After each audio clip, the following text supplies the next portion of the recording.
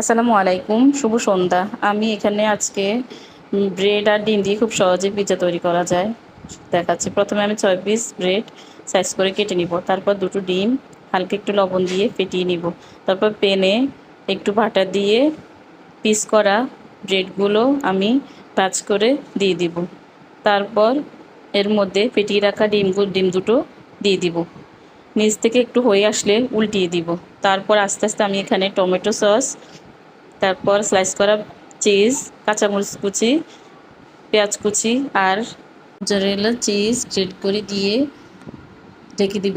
তারপর মিডিয়াম আছে অনেকক্ষণ এটাকে রেখে দিব। খুব সুন্দরভাবে হয়েছে, আলহামদুলিল্লাহ। কেমন হয়েছে জানাবেন। আল্লাহ হাফেজ, ভালো থাকবেন। আসসালামু আলাইকুম, শুভ সন্ধ্যা। আমি এখানে আজকে ব্রেড আর ডিম দিয়ে খুব সহজে পিৎজা তৈরি করা যায় দেখাচ্ছি। প্রথমে আমি 6 পিস ব্রেড সাইজ করে কেটে নিব। তারপর দুটো ডিম হালকা একটু লবণ দিয়ে ফেটিয়ে নিব। তারপর প্যানে একটু বাটার দিয়ে পিস করা ব্রেডগুলো আমি ভাঁজ করে দিয়ে দিব। তারপর এর মধ্যে ফেটিয়ে রাখা ডিম দুটো দিয়ে দিব। নিচ থেকে একটু হয়ে আসলে উল্টিয়ে দিব। তারপর আস্তে আস্তে আমি এখানে টমেটো সস, তারপর স্লাইস করা চিজ, কাঁচামরিচ কুচি, পেঁয়াজ কুচি আর মোজারেলা চিজ গ্রেট করে দিয়ে ঢেকে দিব। তারপর মিডিয়াম আছে অনেকক্ষণ এটাকে রেখে দিব।